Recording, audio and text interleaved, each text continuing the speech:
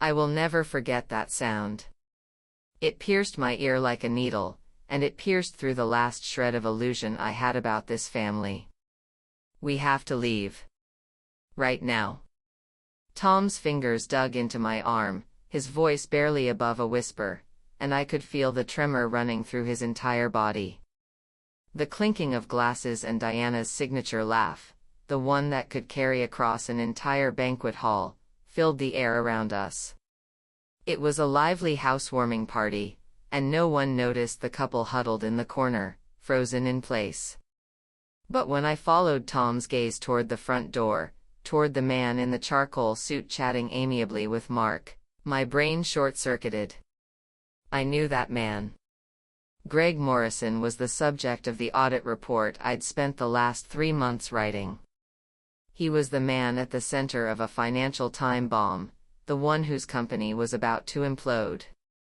And my family, my husband's family, was throwing a party in his honor, completely oblivious to the fact that they were sitting on top of a powder keg. This wasn't an awkward family gathering. This was the opening act of a disaster, and my so-called relatives were gleefully passing around matches.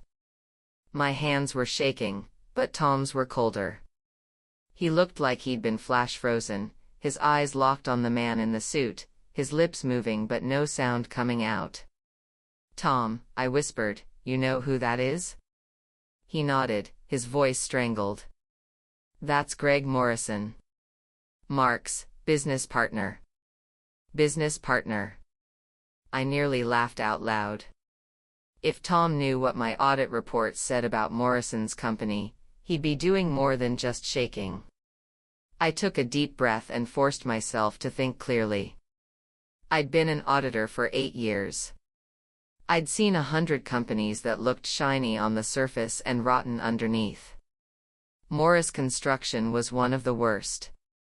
40% revenue inflation, nearly $10 million in concealed debt, core assets mortgaged multiple times.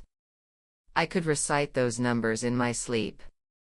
And now, the man running that fraudulent operation was standing in my brother-in-law's living room, being treated like royalty by my mother-in-law. "Don't panic," I said, squeezing Tom's hand. "We can't leave now." He whipped his head toward me. "What?" "We can't leave," I repeated, holding his gaze. "If we run, they'll know something's wrong. They don't know what we saw. They don't know what we know. If we leave now, we're telling them there's a problem." Tom opened his mouth, then closed it. He nodded, still pale, but he straightened his spine a little. I let go of his hand and bent down to pick up the shattered pieces of the crystal glass I'd dropped. A shard cut my finger, and blood beaded up on the skin. I wiped it away without wincing, then stood up with a perfect, obedient smile plastered across my face. "Sorry, Diana," I said, carrying the broken glass over to her. "My fault. I wasn't paying attention." She rolled her eyes. "Clean it up and make sure no one steps on it. Honestly, some people have no coordination." "Of course." I turned toward the kitchen, but as I passed through the living room, my peripheral vision caught Greg Morrison's face.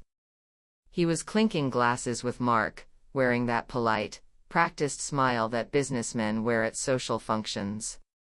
But just as I walked by, his gaze flickered away from Mark and landed on me. Less than half a second. Barely a glance. But I knew he'd recognized me. He knew who I was. He knew which firm I worked for, and he knew I was on the audit team that had been digging into his company's books.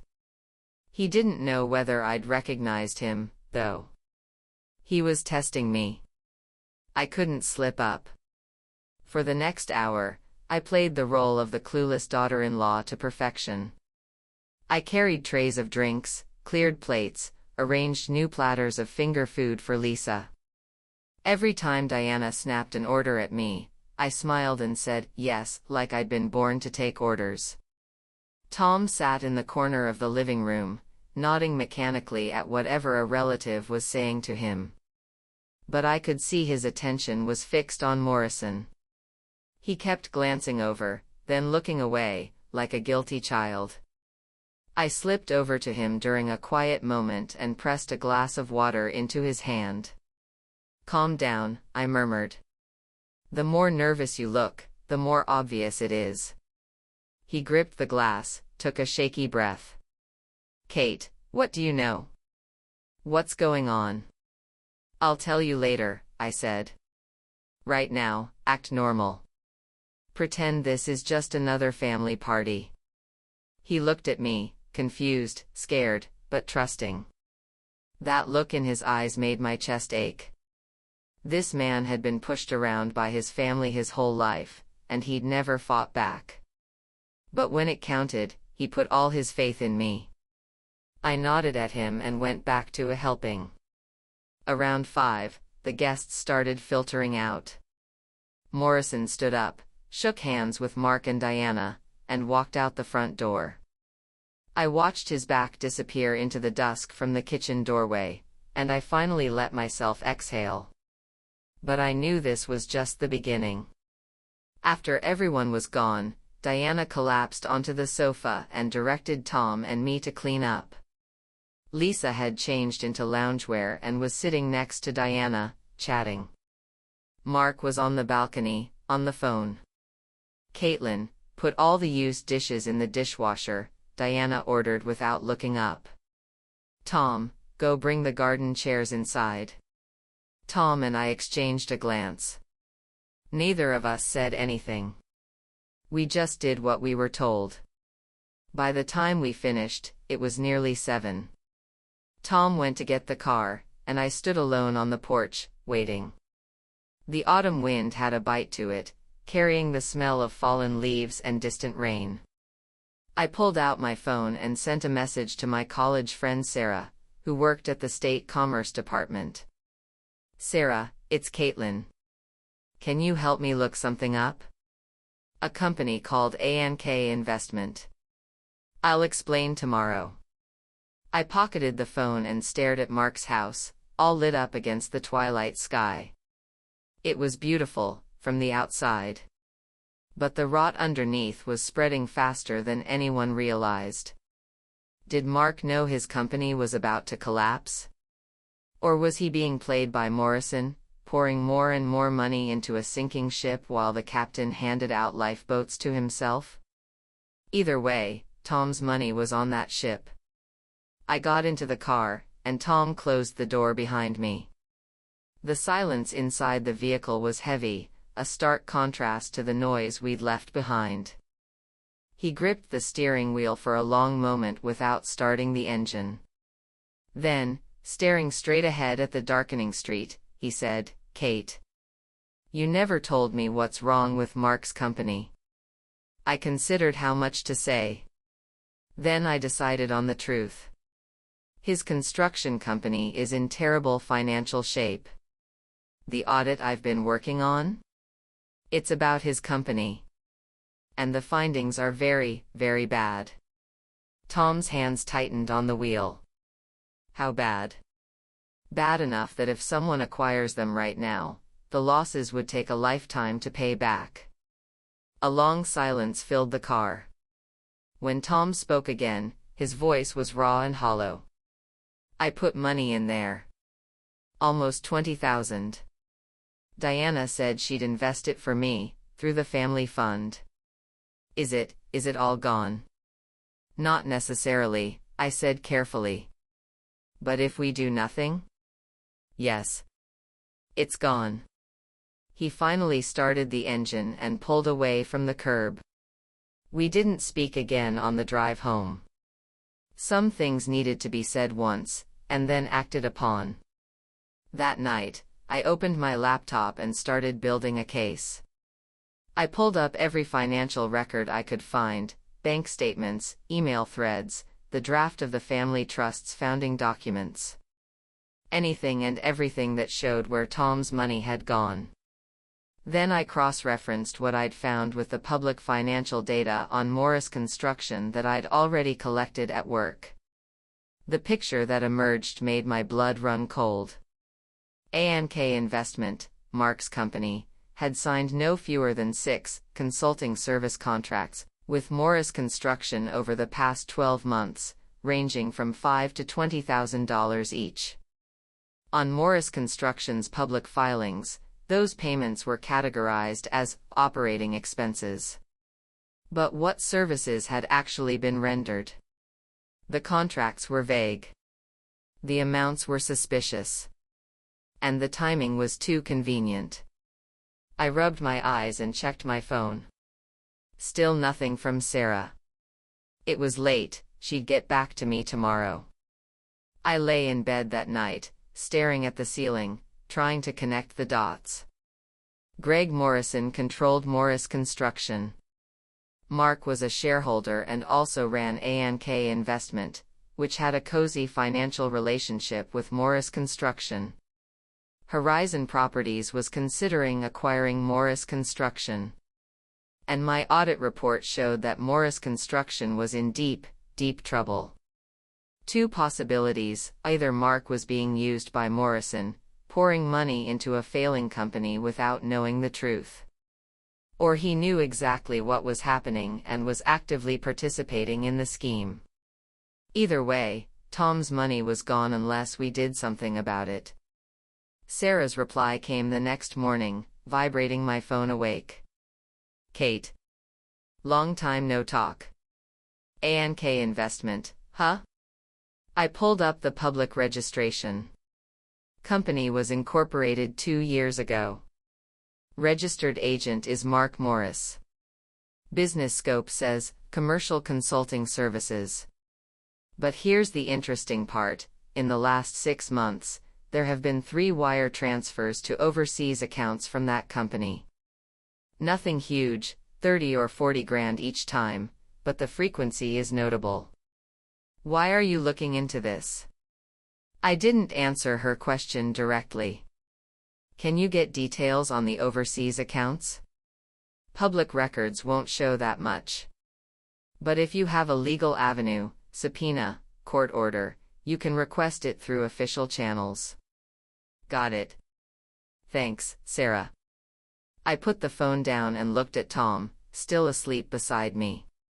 Even in sleep, his brow was furrowed, his mouth turned down. He looked like a man carrying a weight he'd never asked for. I reached over and touched his arm. He stirred, blinked awake. Tom, I said quietly, call in sick today. We have something to do. What? We're going to see a lawyer. Monica White came recommended by one of Tom's coworkers. She specialized in family property disputes, and the coworker said she was sharp, fair, and reasonably priced. Her office was in an older building on the west side of the city, the kind with an elevator that still had a manual gate. The office itself was modest but well kept: potted plants, bookshelves filled with legal tomes, a few certificates on the wall. Monica herself was in her mid-50s, with sharp gray eyes and a no-nonsense way of speaking that immediately put me at ease. Sit down, she said, motioning to the chairs across from her desk. You mentioned a family property dispute on the phone. Tell me everything. I looked at Tom. He nodded. So I talked. I started with the housewarming party, then moved on to the family meeting where Diana had proposed temporarily transferring Tom's share of the trust.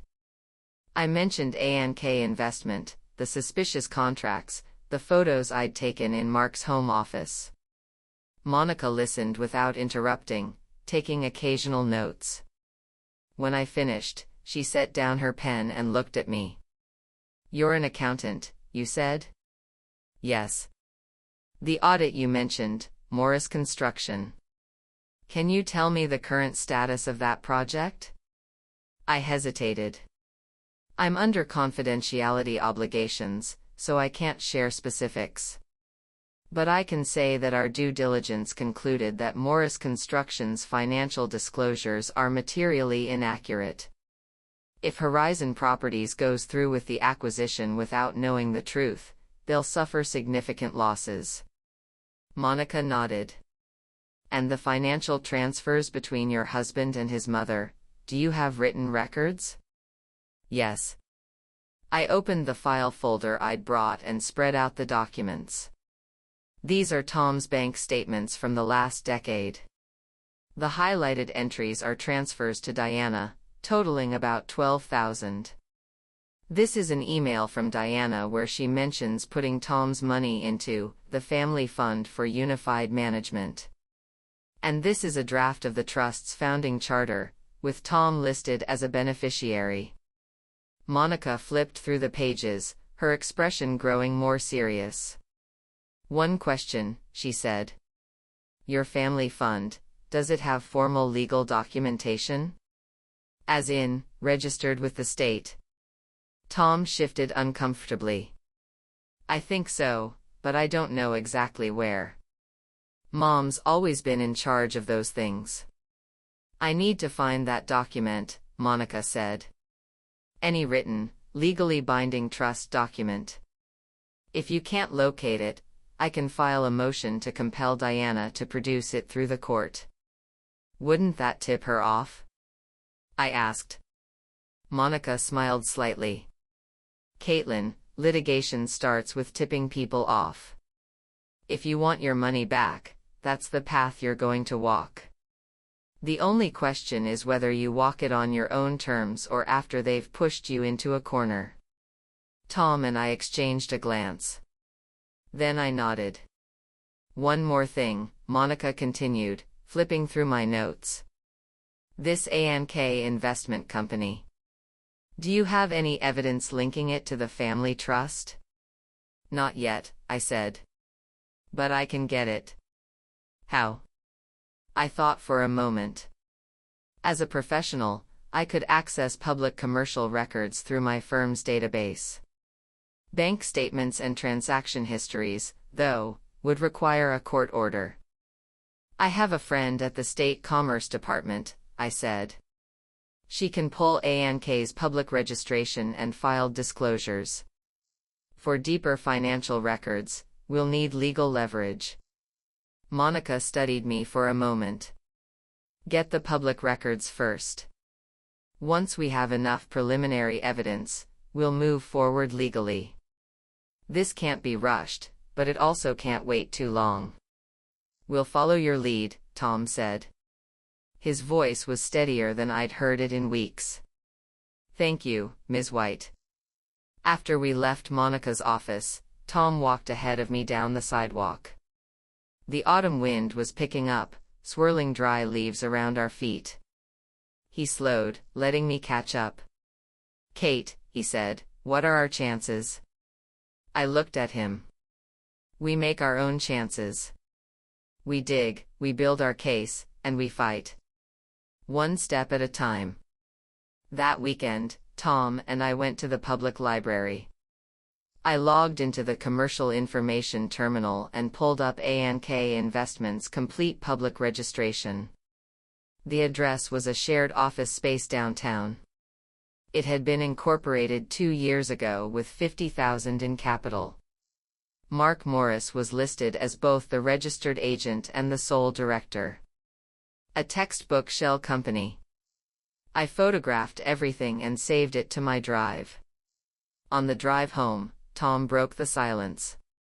I was up late last night thinking, he said. I've been such a pushover all these years. I turned to look at him.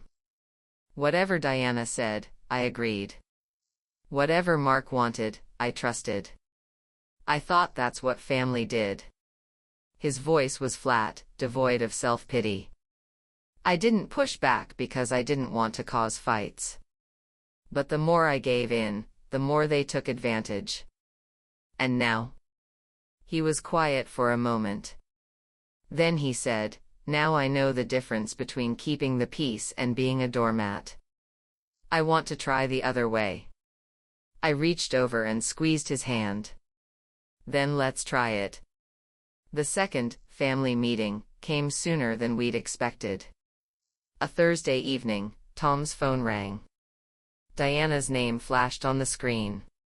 He looked at me, and I nodded. He answered on speaker. Tom, come over this weekend. Your Aunt Nancy's in town from California. The whole family's getting together. Sure, Mom. Caitlin and I will be there. Diana paused. About what we discussed last time, the trust adjustment. Mark's already moving forward with the paperwork. If you sign soon, it'll save everyone a lot of trouble. Tom glanced at me. I gave him a small nod. Mom, I'd rather talk about that in person, Tom said. We can discuss it at dinner. What's there to discuss? You don't trust your own brother? Fine, we'll talk. Don't be late. The line clicked dead. I leaned against the kitchen counter and looked at Tom. Ready? He took a deep breath and nodded. It has to happen sooner or later. Sunday afternoon, we pulled up to Diana's house. It was an older home in a North Shore suburb, well-maintained, with a manicured lawn and wind chimes hanging from the porch. Tom had grown up here, but he'd never really felt at home. He was nervous. I could see it in his shoulders, in the way his fingers fidgeted with the car keys. Relax, I said softly. I've got your back. Linda, Tom's cousin, opened the door. She was a high school teacher, a nice woman who'd never given us any trouble. Tom. Caitlin. Come in, come in. It's been too long. The living room was full. Aunt Nancy sat on the sofa, flanked by two of her sons. There was also a younger woman I didn't recognize, probably a friend of Lisa's. Diana was in her usual spot on the leather sofa, wearing a dark green tunic and looking every inch the matriarch. Mark and Lisa occupied the adjacent love seat, Mark scrolling through his phone while Lisa flipped through a magazine. You're here, Diana said, barely looking up. Have a seat. Dinner's almost ready. Tom and I took the small sofa nearest the door, the least central position in the room. It was a small thing, but it spoke volumes about where we stood in this family. Dinner was uneventful. Aunt Nancy dominated the conversation, talking about her son's new job and the cost of living in California. Diana steered the topic toward Mark every chance she got. Mark's doing a project with Horizon Properties now. A big firm. If your son's interested, Mark might be able to help him out. Aunt Nancy's eyes lit up. Really? That'd be wonderful. I kept my head down, eating. Tom said little beyond the occasional polite murmur. After dinner, while the women cleared the table, Diana carried her coffee into the living room and took her throne. Mark put down his phone. All right, Diana said. Tom. Have you thought about what we discussed? I noticed Linda and Nancy had both settled in, too. Diana had clearly arranged for them to stick around as witnesses. Tom set down his coffee cup. Yes, Mom. But I have some questions first. Diana frowned. What questions? First, how long does the temporary transfer last? Second, do I still have income rights on my share during the transfer period? And third, if something happens to Mark's business, how is my share protected? The room went quiet.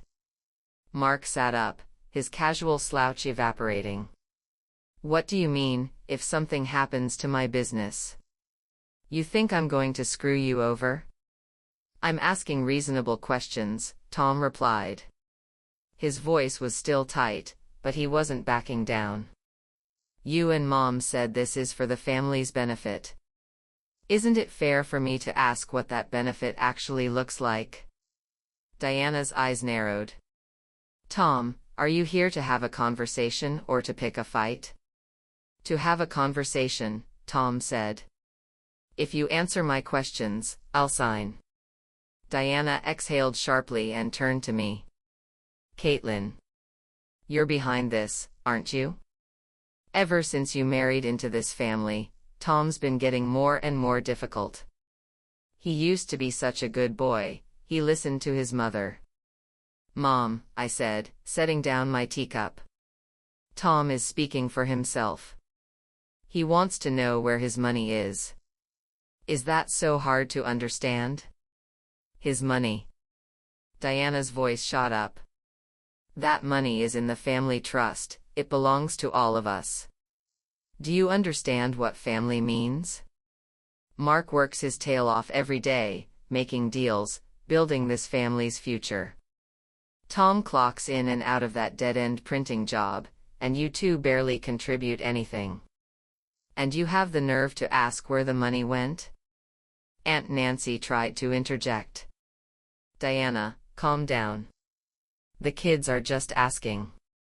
You don't know, Nancy. Diana cut her off. This daughter-in-law has been a problem since day one. She scowls at every family gathering, she breaks things, remember at Mark's housewarming when she couldn't even hold a glass? And now, right when we're all working toward a big opportunity, she's starting trouble between brothers. Mark crossed his arms, smirking. Lisa sat motionless, but her expression was pure satisfaction. Tom stood up. His legs were shaking, but his spine was straight. Mom, he said, his voice quiet but steady. I want my money back. What money? Dad's insurance payout. My savings from before marriage. My share of the trust. Give it back, and I'll walk away. You won't have to deal with us anymore. Diana stared at him for a long moment. Then she laughed, a sharp, bitter sound that made the hairs on my arms stand up. Money. She stood, pointing a finger at Tom. Your father's insurance payout? Do you have any idea how little that was? If I hadn't held this family together, we'd all be on the streets. The house you live in, who helped you find that? The down payment on your wedding, you think that came from nowhere? Tom, listen to me, if you want your money, go ahead and sue me. Get a lawyer and see who the judge believes. You and your accountant wife against your own mother, good luck. Tom's face flushed crimson. His fists clenched and unclenched. Let's go, I said, taking his hand. We're done here. Go ahead and run. Diana shouted after us. If you walk out that door, don't you dare come back. None of this is your business anymore. I didn't look back. In the car, Tom's hands were still trembling. I buckled his seatbelt for him, then pulled the car out onto the street. After we'd driven a few blocks, Tom spoke. She told me to sue her. I heard. Then let's do it. I glanced at him. His eyes were red-rimmed, but behind the anger, I saw something new. Something that looked a lot like resolve. Okay, I said. We'll do it. The next few weeks were relentless. We met with Monica every week, sometimes twice. Every document we could find was scanned, cataloged, and added to the case file. Bank statements, email threads, screenshots, notes. We built a timeline of every dollar that had moved from Tom's pocket to Diana's control to Mark's schemes. I need a complete chain of custody, Monica said, flipping through the growing pile of paperwork. From the first dime Tom gave Diana to wherever that money ended up. Saying, my money was taken, isn't enough. We have to prove, my money was unlawfully taken. Tom dug up old records I didn't even know existed, pay stubs from jobs he'd held before we met, scanned copies of passbook entries from a savings account he'd opened at 19. The total was bigger than either of us had estimated. I did the math, Tom said one night, staring at his spreadsheet. The principal alone, not counting interest, is about $210,000. That's everything I had. Every dollar I ever saved. $210,000. It wasn't a fortune by rich people standards, but for a working-class guy like Tom, it was a lifetime of work. Plus my dad's insurance, he added.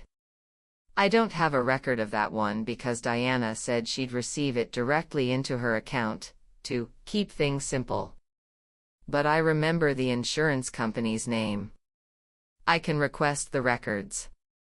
I'll handle that, I said. The next day, I called the insurance company. They were cooperative, though the records would take 2 to 3 weeks to process through official channels. I could wait. Meanwhile, Sarah came through with more information. She'd accessed A&K Investments' annual filings and found something interesting. Kate, she said over the phone, A&K reported zero revenue last year. But their balance sheet shows a line item called Irrelated Party Receivables, $230,000. Does that number mean anything to you? My pulse quickened. Not yet. But my lawyer will be very interested. Here's the kicker, Sarah went on. The counterparty on that receivable is an entity called Morris Family Trust. Ring a bell. I gripped the phone. Morris Family Trust. That was the formal name of Diana's family fund. A trust fund and a shell company, connected by a $200,000 paper trail. It was exactly the evidence we needed. I called Monica immediately. She was equally excited. If we can prove the trust's money flowed into A&K without Tom's consent, that's a clear case of misappropriation. I need transaction-level detail. I'll get it, I said. But how? I spent several nights thinking about it. I was off the Morris construction audit, but my firm's internal database still had access to public commercial records. A&K was a registered company. If it had business relationships with Morris Construction, those would show up in the commercial credit system. I spent my lunch breaks running searches. What I found was damning: multiple service contracts between A&K and Morris Construction, with dates and amounts that matched the trust's outflows almost perfectly. Over the following week, I also pulled Morris Construction's public debt filings. The numbers were horrifying. In just 18 months, their short-term liabilities had ballooned from $4 million to over $12 million. Revenue, according to my audit data, had been declining steadily for years. A company with declining revenue, exploding debt, and a steady stream of service fees going to a related party. There was only one explanation: asset stripping. Mark was gutting his own company. Or rather, he was helping Morrison strip the last remaining assets out of Morris Construction before it collapsed completely. I spread all my documents across the dining table and stared at them until my eyes burned. The timeline was clear: A&K was incorporated 2 years ago. Then Morris Construction's debt started climbing. Simultaneously, money from the family trust began flowing out, diverted to Mark's company. Then Morris Construction made e-service payments to A&K, which sent the money overseas. A perfect money pipeline.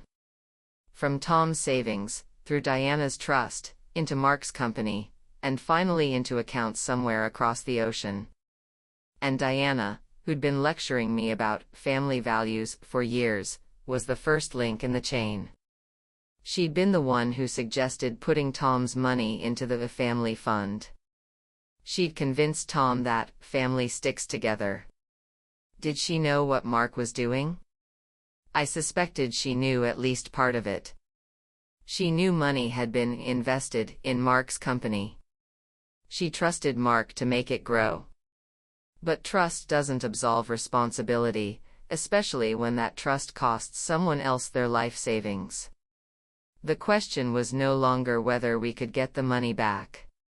It was whether we could make Diana and Mark pay for what they'd done. I called Monica and sent her everything. She listened to my summary, then went quiet for a long time. "Caitlin," she said finally, "if everything you've told me is confirmed, we're looking at something beyond a civil dispute." "What do you mean?" "The amounts are substantial, and there's evidence of forged contracts and illegal asset transfers. This could rise to the level of criminal fraud. Are you prepared for that? Once we involve law enforcement, there's no turning back. Tom will be completely cut off from his family." I looked into the living room. Tom was on the couch, nursing a cup of tea, staring blankly at the TV. He had no idea what I was deciding. "Yes," I said. "Cut it off." Monica was quiet for another beat. "All right. I'll start preparing. Keep gathering whatever you can, anything that proves Tom never authorized those transfers." I hung up and walked over to sit beside Tom. "Tired?" he asked. "No," I said. "Tom, if I told you this might end with Mark going to prison, what would you say?" He was quiet for a long moment, his tea cooling in his hands. Then he set the cup down and looked at me. "He took my father's insurance money. He took my savings. He robbed me blind, and he did it with Mom's help." Tom's jaw tightened. "He's my brother. But he's also the one who destroyed this family. I didn't start this war, Kate.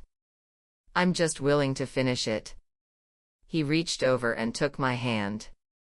"Do what you have to do. I trust you." About a week later, someone unexpected showed up at our door. I was coming home from work when I noticed a tall, thin man standing near the entrance to our building. He was wearing a denim jacket with the collar turned up, a baseball cap pulled low. When he heard my footsteps, he looked up. "Rick Morris. Tom and Mark's cousin, Diana's nephew." He was a couple years older than Tom, used to run an auto repair shop out in the suburbs before it went under. I hadn't seen him at a family gathering in months. Diana always said Rick was a disappointment. "Caitlin," he said, nodding awkwardly. "Can I talk to you for a minute?" I hesitated, then nodded. "Come upstairs." In the living room, I poured Rick a glass of water. Tom was still at work. We had the place to ourselves. He sat hunched over, holding the glass but not drinking, staring at the floor. Finally he spoke. "I heard you and Tom had a falling out with Aunt Diana." "Something like that," I said. Rick nodded slowly. "I figured. Mark's whole setup is gonna blow up sooner or later." I studied him. "What do you know?" He lifted his head, and I saw something complicated in his eyes, hesitation mixed with resolve. "My shop," he said. "It didn't fail because of bad business. Mark wrecked it." I blinked. "What do you mean?" Rick took a breath. 2 years ago, Mark came to me. Said he needed bridge financing for his company, just a short-term loan, 3 months tops. He'd pay interest. I had a little money saved, about $40,000. I figured he was family, so I lent it to him. And 3 months came and went. He asked me to wait. 6 months, he said the company had cash flow issues. I kept pushing, so he offered me a deal. He'd pay me back if I helped him with some paperwork. He needed a company name to sign a contract, my shop's name. I'd sign a equipment purchase agreement, he'd send the payment, and I'd send the money back to him. A simple pass-through. Once the books were clean, I'd get my $40,000 back. My heart was racing. "And you signed?" Rick let out a bitter laugh. "I signed. I was desperate. Business was bad, my wife was pressuring me, I needed that money. I figured it was just moving numbers around, no harm done. But the contract was for 160,000, not 40.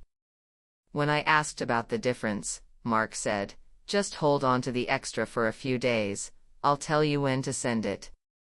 He never did.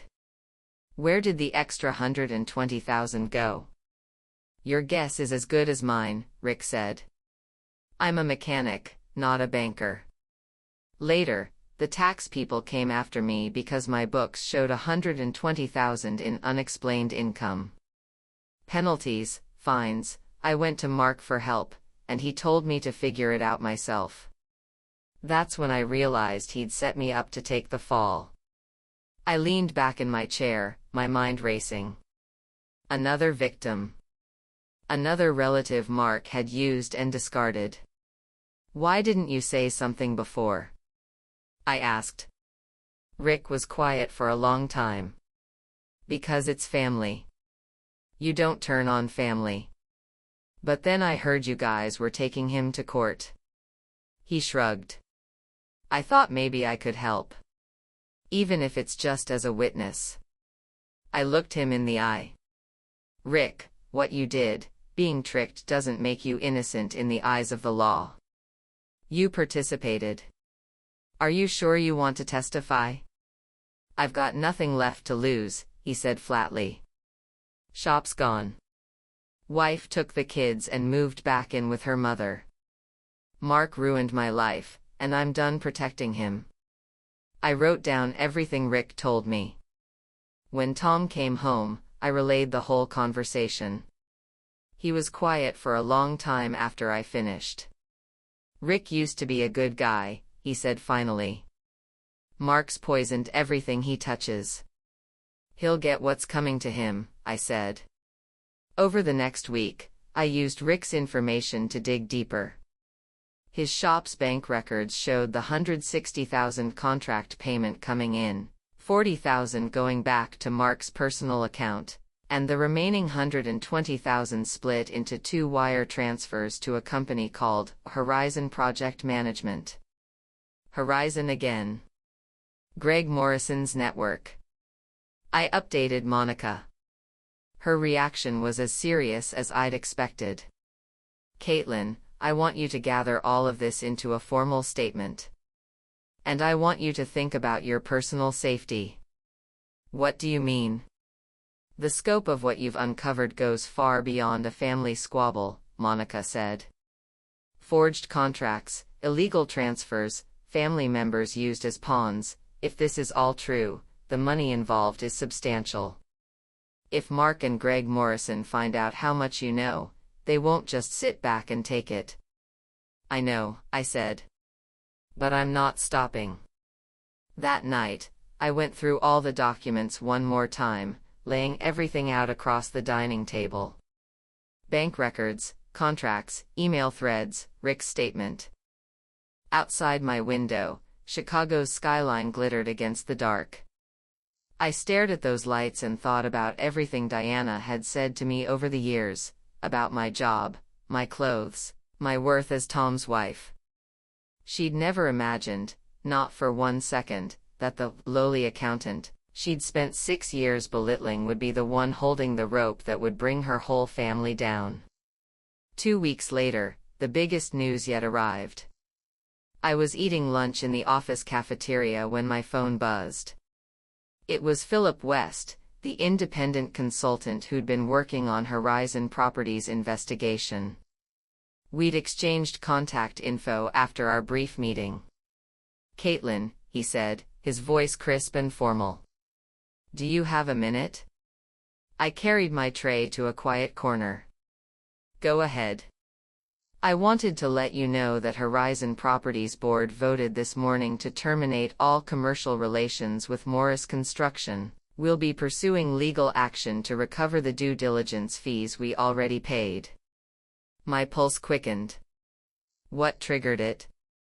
We finally confirmed the findings from your firm's audit report, Philip said. The financial disclosures Morris Construction provided don't match reality. Revenue figures are off by nearly half. And those related party transactions with Mark's ANK investment, most of them have no actual business justification. What happens next? We're referring our findings to the prosecutor's office, Philip said. This is beyond a commercial dispute now, it's fraud and falsification of business records. I just wanted to give you a heads up. If you're planning any legal action of your own, you might want to move quickly. Thank you, I said. I appreciate the warning. After I hung up, I sat staring at my cold lunch for a long time. Horizon was going after Mark. If they submitted their evidence, Mark would be facing criminal investigation. The money he'd transferred illegally was enough to put him in federal prison for years. That made things more complicated for us, in a way. If the money was classified as criminal proceeds, the recovery process would be more complex than a simple civil suit. But it also meant Diana and Mark had no way out. I texted Monica, Horizon is filing charges against Mark. Our window is closing. She replied immediately, my file is ready. When do you want to move? Now. That night, Tom and I sat on the couch, and I told him everything. When I finished, he was quiet for a long moment. Mark did this to himself, he said finally. So what do we do? We follow our plan, Tom replied. Whatever you decide about Mom and Mark, I'm with you. Even if it sends Mark to prison? He was quiet again. Then he said, very softly, even if. A week later, Monica filed the civil suit on Tom's behalf. Plaintiff, Thomas Morris. Defendants, Diana Morris, Mark Morris, and the Morris Family Trust. The complaint sought the return of $210,000 in principal, plus interest and damages, totaling approximately $290,000. It also requested a temporary restraining order freezing the defendants' accounts to prevent asset dissipation. The same afternoon, Monica's assistant personally served the summonses at Diana's and Mark's addresses.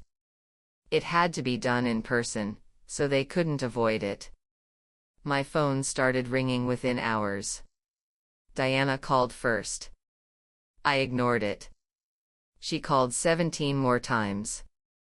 I blocked her. Then Mark called from an unknown number. I answered. You're insane, he screamed into the phone. You're actually suing Mom? What the hell is wrong with you? Mark, I said evenly, the complaint is perfectly clear. Tom wants his money back. You and Diana have been holding on to it for years.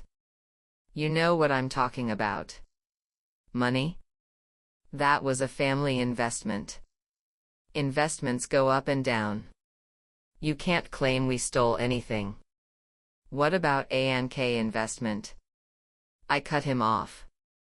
And the service contracts with Morris Construction? What about the $160,000 you funneled through Rick's shop? Do you want me to go through all of it one by one? The line went silent. I could hear Mark's ragged breathing. You've been investigating me? His voice had shifted, the anger was gone, replaced by something lower, more fearful. I've been protecting my husband's money, I said. Did you really think no one would ever notice? Caitlin, his tone changed again, becoming wheedling. Let's be reasonable. We're family. We don't need to go to court. I'll pay Tom back, everything. Just withdraw the lawsuit, and we'll settle this privately. Pay it back with what? You've already moved the money offshore.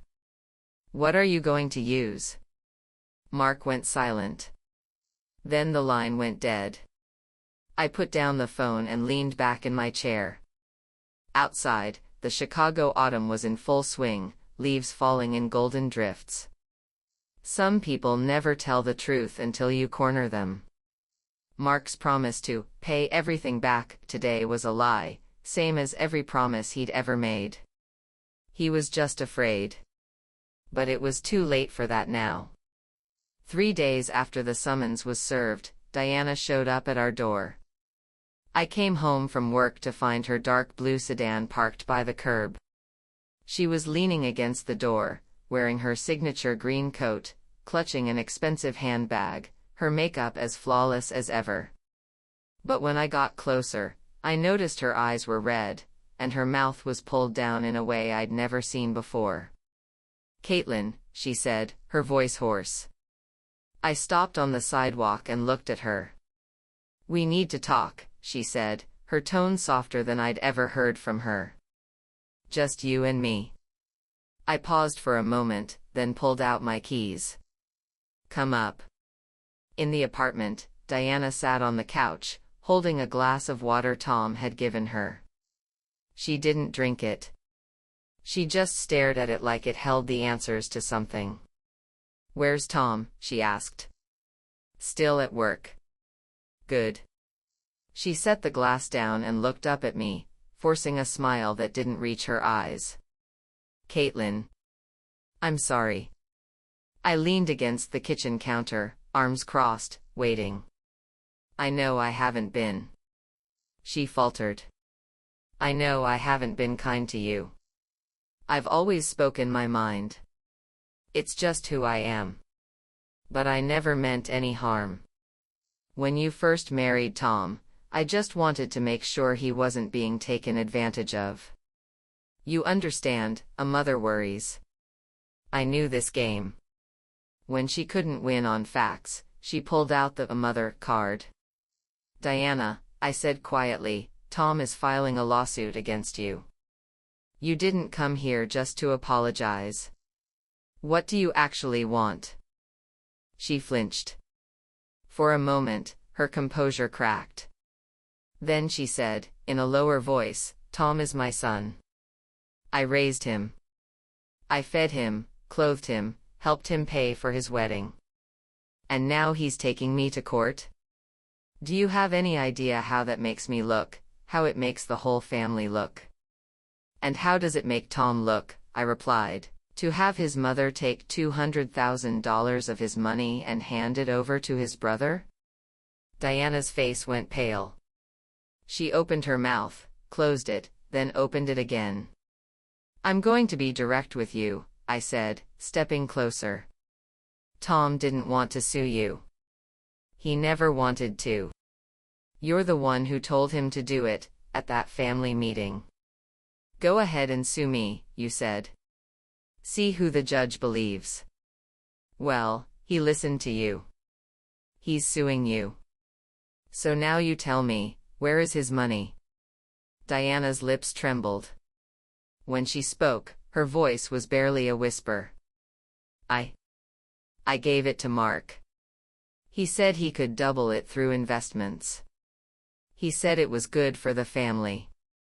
I'm old, I don't understand these things, I just trusted him." "You trusted him, and now you have to live with the consequences," I said. "Tom's money left his account because you authorized the transfers.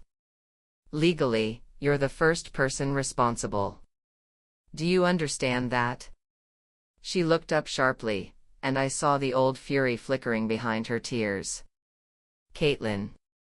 I'm your mother-in-law. How dare you speak to me this way?" "You're Tom's mother," I said, "and you took his money. Now Tom is fighting for what's his, and I'm fighting with him. If you want to settle this, cooperate with Monica, give us a full accounting of where every dollar went. Pay Tom back, and we can discuss dropping the suit.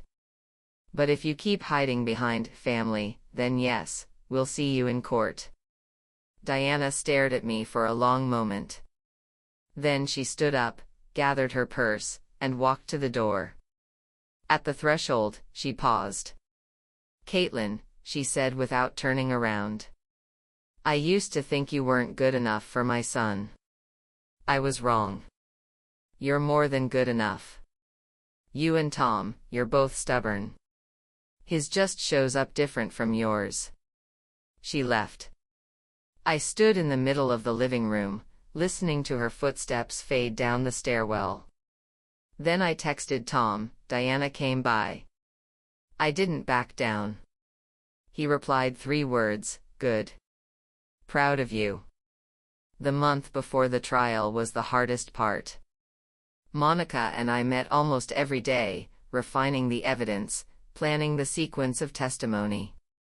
Horizon's civil suit against Mark was moving forward in parallel, and the pressure on Mark was mounting from both sides. I'd heard through the grapevine that Mark had burned through 3 lawyers already. The first one quit after 3 days, the second demanded a retainer he couldn't afford, the third was a small, barely known firm that took the case on payment plans. Diana had retained a high-profile firm, but Monica said her lawyers were putting up only token resistance. She's stalling, Monica told me. She knows where the money went. She just doesn't want to admit it in court. Stalling was good for Mark, it gave him time to try to move more assets. But Monica had already secured a court-issued asset freeze. Most of Mark's accounts, along with several family trust accounts, were frozen. I heard Mark had screamed at Lisa over the phone, and she'd gone back to her parents' place. Diana tried to call and patch things up, but Lisa's family refused to let her speak to their daughter.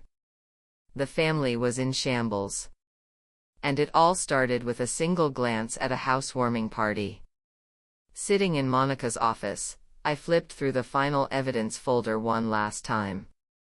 Exhibit A, bank records showing Tom's transfers to Diana, clearly marked as personal assets, not gifts. Exhibit B, the Morris family trust's founding documents, with Tom listed as a beneficiary, and the unauthorized adjustment notice signed by Mark. Exhibit C, ANK Investments registration and bank statements, showing the full flow of misappropriated funds. Exhibit D, Rick Morris's sworn affidavit, detailing Mark's use of false contracts to launder money. Exhibit E, Horizon Properties investigative report, proving Morris Construction's financial fraud and establishing motive. It's solid, Monica said, closing the folder. Are you both ready? Tom nodded. I nodded. Then let's go to trial. The trial began on a rainy Monday in Chicago. I wore a navy blue blazer over a white button-down, my hair pulled back in a low ponytail. Tom wore his only suit, gray, slightly worn at the cuffs, but clean and pressed. I'd tied his tie for him that morning. His hands were trembling, but his back was straight as he walked into the courtroom. The courtroom was small. The gallery held a handful of people, Aunt Nancy, Linda, Rick in the back row. On Diana's side, there were 2 relatives from her birth family, their expressions grim. Judge Harrison was a gray-haired man in his 60s, with silver-rimmed glasses and a calm, deliberate manner. He presided with the quiet authority of someone who'd seen every kind of family conflict over the decades. At the defense table, Diana sat on the left with her lawyer, a middle-aged man with gold-rimmed glasses. Mark sat on the right with his lawyer, a younger woman who kept her head down, flipping through documents. Lisa wasn't there. Monica rose to deliver the opening statement. She laid out the case clearly: family trust, money entrusted to the mother for safekeeping, unauthorized transfers, fraudulent investment promises, assets disappeared. Diana's lawyer stood to respond. Your Honor, the defense contends that the funds in question are family assets, not individual property. The plaintiff voluntarily contributed those funds to the family trust with full knowledge of their shared nature. As trustee, my client had reasonable discretion in managing trust assets. Monica didn't rush to rebut. Instead, she said calmly, Your Honor, the plaintiff's evidence will show that the funds originated from personal wages and inheritance, clearly individual property. With your permission, I'd like to introduce Exhibit A. The screen lit up with Tom's bank statements, 10 years of records, each transfer to Diana marked in highlighter. These statements show that the plaintiff made 12 transfers to the defendant Diana Morris over 10 years, totaling $123,000, Monica said. Additionally, a life insurance payout of $150,000 from the plaintiff's deceased father was deposited directly into the defendant's account, without the plaintiff's authorization for any investment activity. Diana's lawyer interjected, "Those transfers were voluntary. The plaintiff entrusted the funds to his mother. Entrustment is not misappropriation." "Your Honor," Monica continued, "please examine this document, the Morris Family Trust's charter. It clearly lists Thomas Morris, Mark Morris, and Diana Morris as beneficiaries, each with fixed percentages that cannot be altered without the beneficiary's written consent." She flipped to the next page. "This is an adjustment confirmation, signed by Mark Morris, reducing Thomas Morris's share from 30% to 0, citing voluntary relinquishment. The beneficiary's signature line is blank." A murmur rippled through the gallery. Diana's lawyer opened his mouth, then closed it. Mark stared at the table in front of him. "Your Honor," Monica continued, "the plaintiff never signed any relinquishment. The defendant unilaterally altered the trust's beneficiary structure without the plaintiff's knowledge or consent. That's the first step in a pattern of unlawful appropriation." Judge Harrison turned his gaze to Mark. "Mr. Morris, you signed this document?" Mark stood reluctantly. I did. But my mother told me Tom had agreed." "Your mother told you?" The judge raised an eyebrow. "No written authorization." Mark was silent. Diana's face was losing color. She glanced at her son, and I saw fear in her eyes. Monica didn't stop. "Your Honor, I'd like to introduce Exhibit B, the full record of trust funds being transferred to a third-party company." The screen changed to A&K Investments registration and bank statements. A&K Investment, registered agent Mark Morris. In the 18 months following its incorporation, the company received $230,000 from the Morris Family Trust. Every transfer was authorized by the signature of Diana Morris. Diana's lawyer was on his feet. "Objection. The trust made those transfers as legitimate investments. The trustee has discretion over asset management." "Objection overruled," Judge Harrison said. "The plaintiff may continue." Monica smiled slightly. "Your Honor, I'd like to show the court the next set of documents." On the screen appeared 6 contracts. These are the service agreements between Morris Construction and A&K Investment, total value, $230,000. The exact amount that flowed out of the family trust.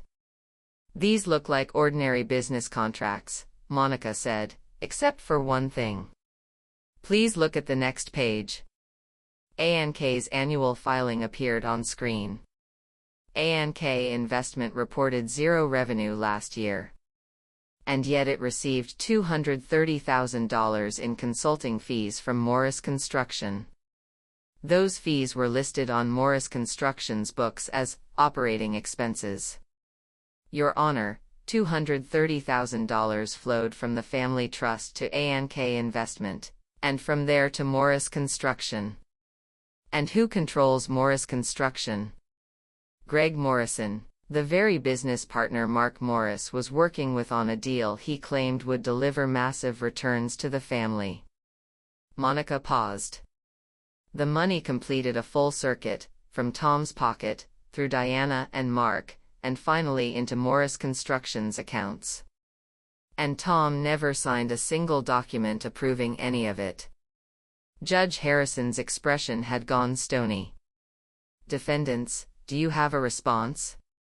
Diana's lawyer stammered through a weak defense, but Monica was already moving on. "Your Honor, I'd like to introduce Exhibit D, the sworn testimony of Rick Morris. Rick's statement appeared on the screen.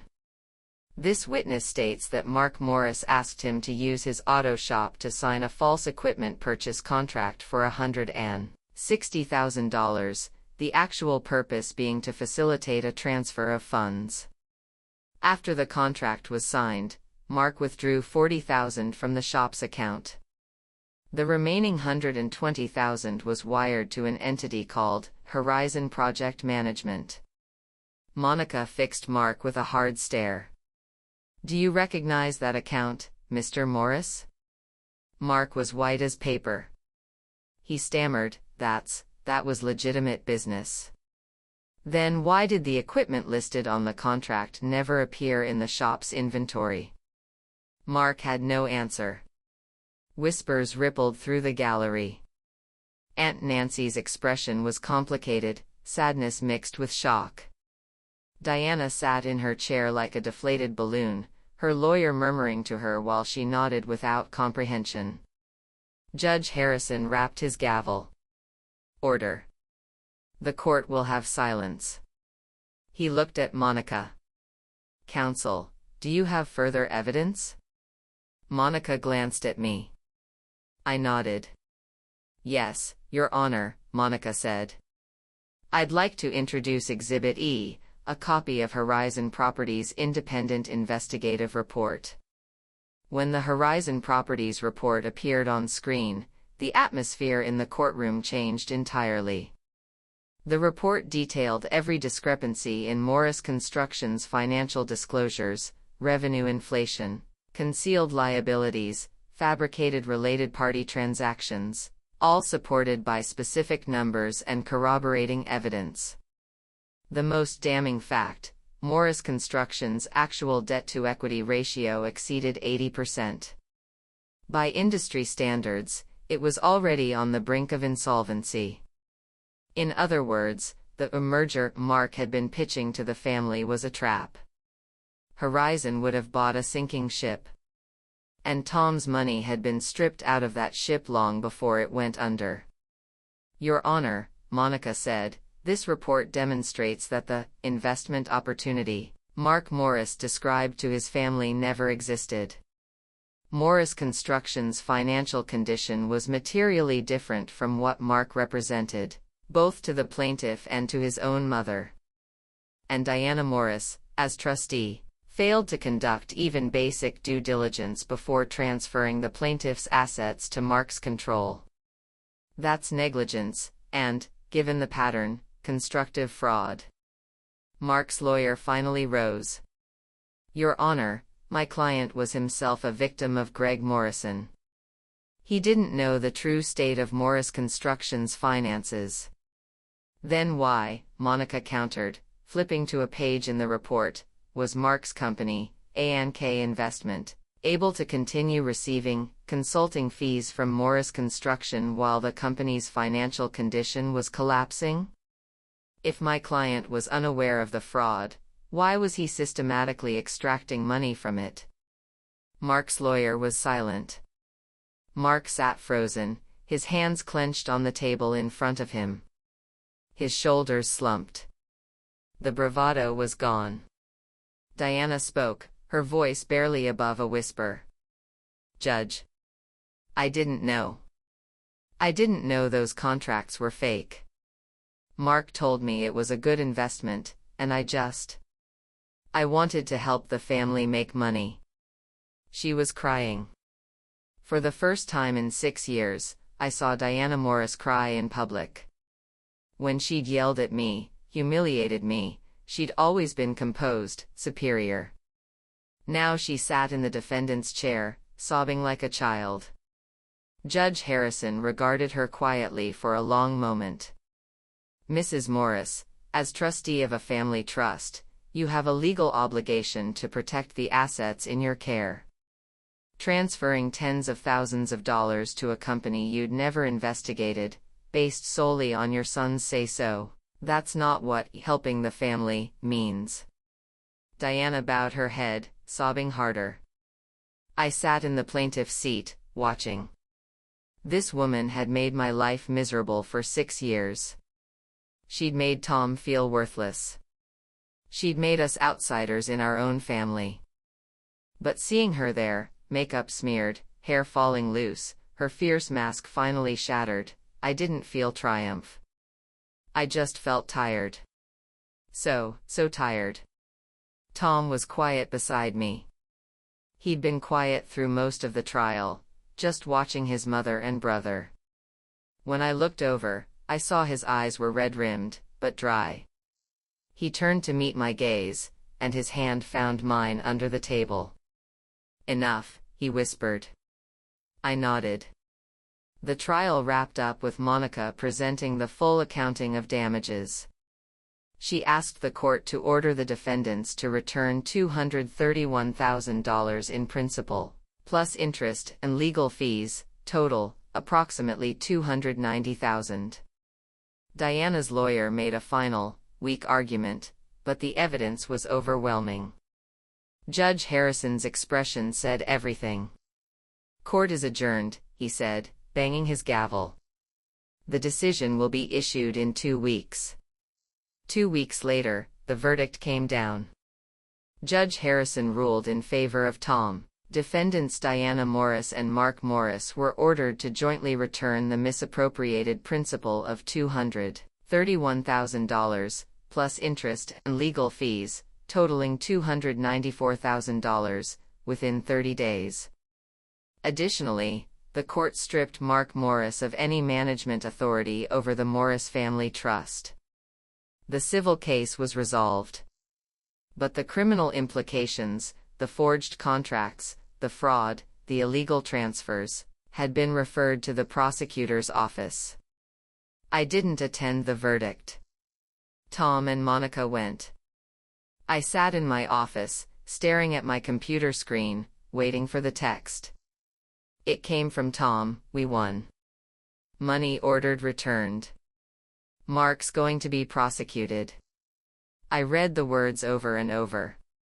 Then I stood up and walked to the window, staring out at Chicago's gray autumn sky. It was over. That night, Tom and I went to a small restaurant. Nothing fancy, just the two of us, a table near the window, steak and a bottle of wine. When Tom raised his glass, his hand was steady. "Kate," he said, "thank you." "For what?" "For giving me the courage to fight." He took a sip and set the glass down. "I used to think that if I lost my mother and Mark, I wouldn't have a family anymore. But these last few months, I realized I never really had one. I was always the lesser son. You were always the unworthy wife. We were outsiders in our own family. And now?" Tom smiled, a real smile, not the careful, hesitant one he used to wear. "Now we have our own family," he said. "Just you and me. It's small, but it's warm." I smiled back and clinked my glass against his. "We've got a long road ahead." "I know. We'll take it slow." 3 months later, the last pieces fell into place. Mark was formally charged with commercial fraud and falsifying business records. He couldn't afford a good lawyer, so he ended up with a public defender. Monica said the evidence was strong enough that he'd likely spend several years in federal prison. Greg Morrison cooperated with investigators in exchange for a reduced sentence. Morris Construction was liquidated, its assets frozen to pay creditors. Diana sold her house to make part of the restitution payment. She gave Tom a promissory note for the balance, promising to pay over time. Tom put the note in his desk drawer and never chased her for it. "She'll pay what she can," he said. "We don't need the money that badly anymore." We didn't. With the restitution, combined with our own savings, we were in decent shape. Tom got a new job as a sales manager at a small environmental materials company, making more than he ever had at the print shop. I was promoted to senior auditor, with a bonus for my professional performance on the Morris construction case. Lisa divorced Mark. I saw it on social media. She'd changed her name back to her maiden name and deleted all her pictures with the Morris family. She moved to another state, starting over with her kids. Rick testified at trial and got immunity for his coerced participation. He used some of what Mark had borrowed from him to reopen a small repair shop. Business was modest, but he said he was happy. Aunt Nancy and Linda still kept in touch with Tom. They'd grown distant from Diana, who was living alone in a small apartment on the outskirts of the city. "How is she?" I asked Tom one night, sitting on the couch. He considered the question. "I've called her a couple of times. She's polite, but there's nothing to say. She asks how we're doing." "What do you tell her?" "That we're fine." Tom looked at the TV screen. "Kate, I don't hate her anymore. But I can't go back to how things were. Some things happen, and they change you. I can forgive, but I can't pretend it never happened." I leaned my head on his shoulder. "That's okay," I said. Outside, Chicago had settled into winter. Frost traced patterns on the windows. The apartment was warm, filled with the low murmur of an old movie playing on the television. That night, I dreamed about the housewarming party. I saw the shattered crystal glass, Greg Morrison's smile at the door, Diana's sharp voice cutting through the noise. But in the dream, I wasn't scared. I just stood there, watching, like a movie I'd already seen. I woke up to the first light of dawn filtering through the curtains. Tom was beside me, breathing slow and steady. I got up quietly and pulled back the curtain. The winter sun was bright, dazzling on the fresh snow, making everything look clean and new. I stood there for a moment, then went to the kitchen to make breakfast. The smell of eggs and coffee soon filled the apartment, and Tom wandered in, rubbing his eyes. "Morning," he mumbled. "Morning." "Coffee's on the counter." He took a sip, then looked out the window at the snow. "This winter doesn't feel as cold as last year." I smiled. "That's probably in your head." "Maybe." He set down the cup and wrapped his arms around me from behind. "But seriously, Kate. With you here, nothing scares me." I patted his hand. "Okay, that's enough. Eat your breakfast." Outside, the sun kept rising. The coffee was warm, the apartment was cozy, and the long, miserable years of being someone else's doormat were finally over. Some people had left. Some debts had been paid. Some wounds had healed. And I finally had the life I'd always wanted, ordinary, peaceful, and free.